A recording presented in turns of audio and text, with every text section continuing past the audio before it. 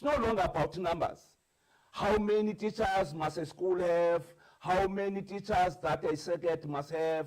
How many teachers that a department must have? No. Here are they now, Bakona. Can you guarantee the nation in terms of their individual and collective capabilities? So that's why we then talk about making sure that we bring workshops, we bring training for them. We then train equally the cohort of the subject advisor. You have been appointed as an expert in this subject. What is an expertise out of the expert that you are?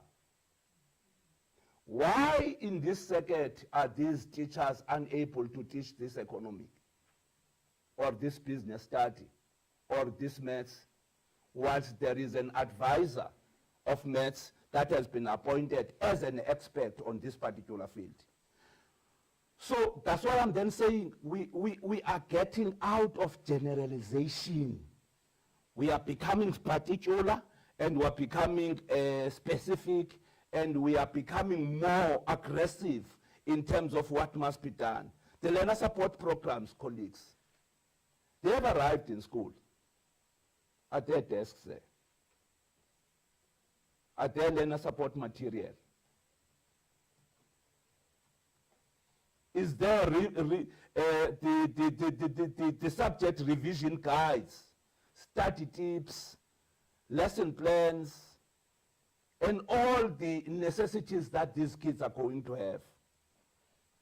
There is a difference between walls and schools. We need that package of information, that package of tools for those kids to be able to deliver the mandate of the province that they have been given to. So that's why we are saying we needed that so that we can be able to deal with that particular. And hence, we have been in collaboration with other sister partners in the space. We have brought in your Gen into the space. We have brought in your Maths Infinity into the space. We have brought in a number of institutions that are academically assisting us so that you can be able to deal with the need of a learner individually. And that is only informed, HOD, by the fact that we are a maths and science province. Don't forget that. You don't master the art and skill of maths and science, you are not going to get that target. Because we have got a high number of maths participation than any province in this country. So more than 55 to 60%, Mr. Mabona, through you, HOD, are doing maths and science in the province. So it means whatever strategy that you are bringing, if it doesn't talk to the crowd pulling subject, you are missing the point. So that's why I'm saying we have got that that we have to deal with. But again, colleagues, we realize the full implementation and support of the last push, and the department has partnered, as I said, with sister departments. There must be stability here, safety must come in. Department of Safety and Liaison must come in so that you don't have any things that can be disruptive during this particular process. You will remember that the minister have signed a collaborative implementation protocol on the 24th of June this year, so that we stabilize our schools in the country. At least there is clarity between the conduct of the learners and the conduct of the employees that we have. And that collaboration has worked quite very well with us, so that at the level of the ECDOE, we retaliate, colleagues, that there is no place for violence in our schools. You do that, you are subjecting yourself into DC of the department, and ultimately, if you are found guilty, you are going to be shown the door. We need an environment that is free of drugs. We need an environment that is free of sexual harassment And we need an environment that is free of human trafficking. That's why today I can announce that that teacher that is alleged of human trafficking in East London has been arrested. And whether today or tomorrow she gets a bail, mayor, she must receive her suspension with immediate effect so that she can discuss the merits and demerits of her case outside of the schooling environment. Suspension does not mean that you are guilty. Suspension means, can you clear your name of the disrepute that the institution might suffer out of you? So that's why I'm then saying we are trying our own level best to deal with those matters. And again, colleagues, we have tried by all means to secure this Department of Social Development, Department of Health, as a collaboration in the context of the sexual harassments that we have been engulfed with in the province for the recent times. We have suspended all those that are named in there. But the only problem that I must raise it here, TTGs and HOD, is that we might not have people coming up front as victims. And if that happens, it's going to be a problem in terms of the institutional stability. Remember, TikTok does not get into the court. Somebody must lift up a hand and say, I am the victim. And somebody must lift up a hand and say, I am the witness. So we are trying to manage that particular space so that whatever that might have transpired in that particular process does not infringe what then becomes the ambition of the province in terms of the examinations that we're preparing. Colleagues, we are indicating that preparations for the final examinations have started early in March, as you would know. The registration of candidates have part-time and full-time has started at that time. We are at 108,311 full-time candidates this year and 13,719 part-time students. So we are almost around about 16,000 candidates that are writing examination if you combine the two figures.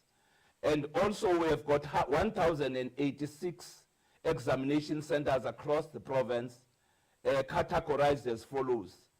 We have got 900 from the public schools, 54 from the independent schools, 11 from the special schools, 2 from the prisons, because we have got inmates that are writing examinations as well, and we have got 119 part-time candidate centers, so that those that might have surpassed the age of basic education can be able to undergo grade 12 and write examinations.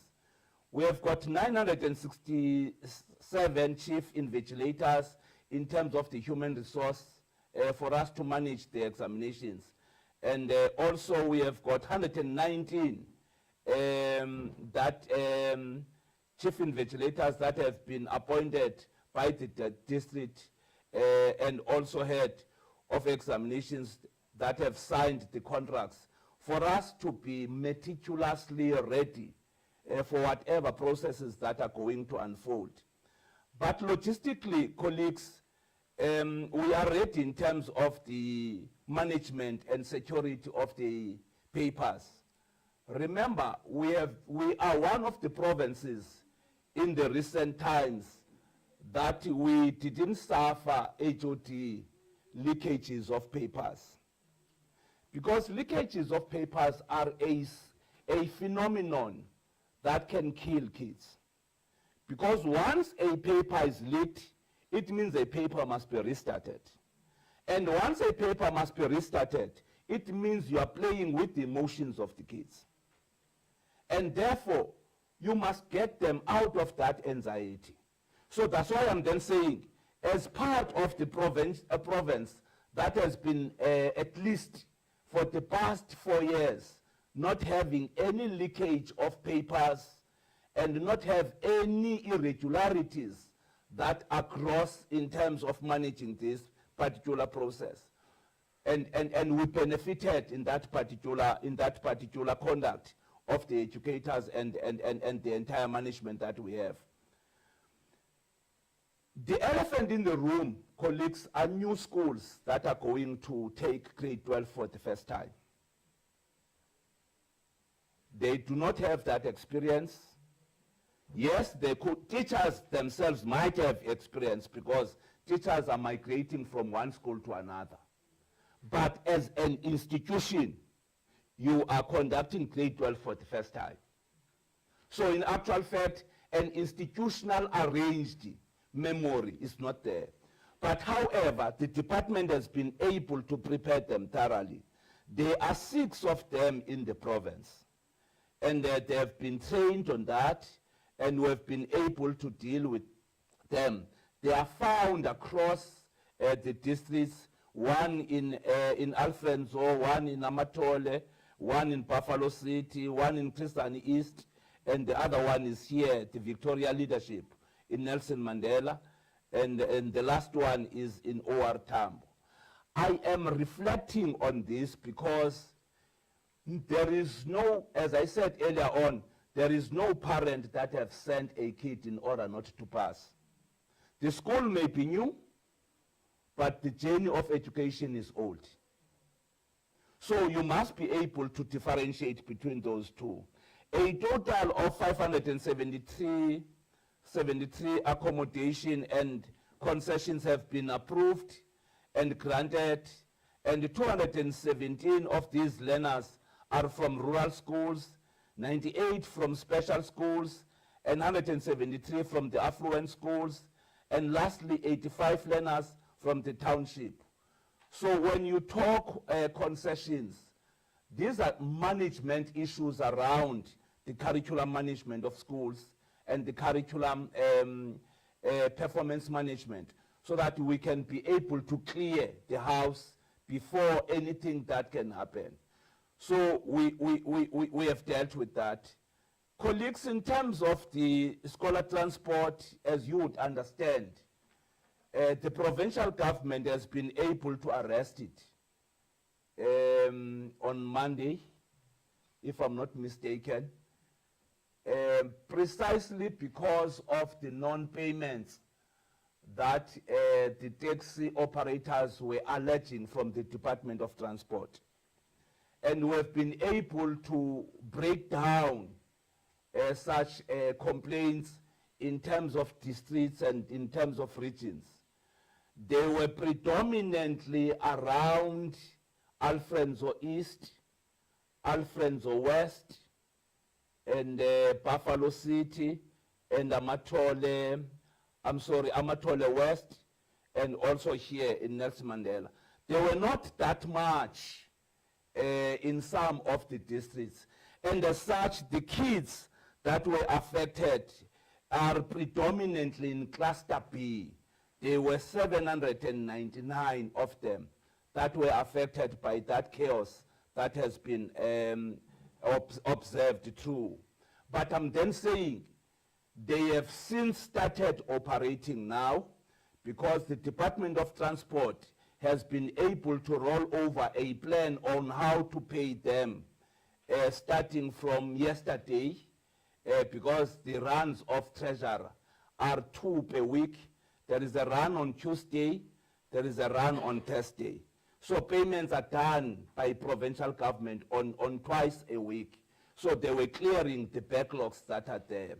So, but equally, we were then advising them that these matters of compliance must not be a by-the-way issue.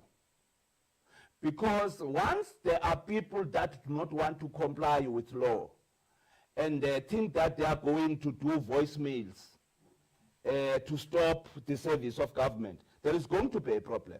Because remember, there is no single cent that must be paid from the public purse without an accountability tools and mechanisms. So you can't pay somebody because he's saying you are owing me. You must provide documentation, and that documentation must be audited.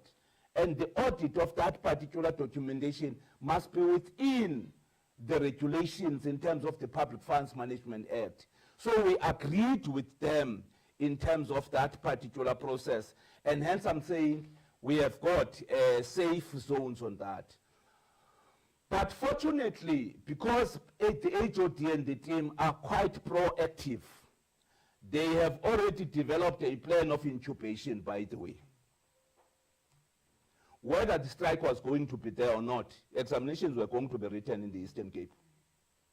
Why? Because if you observe the culture of the Eastern Cape, it's a culture of incubation once post-August. Even schools that do not have hostels, they tend to be hostels in the evening.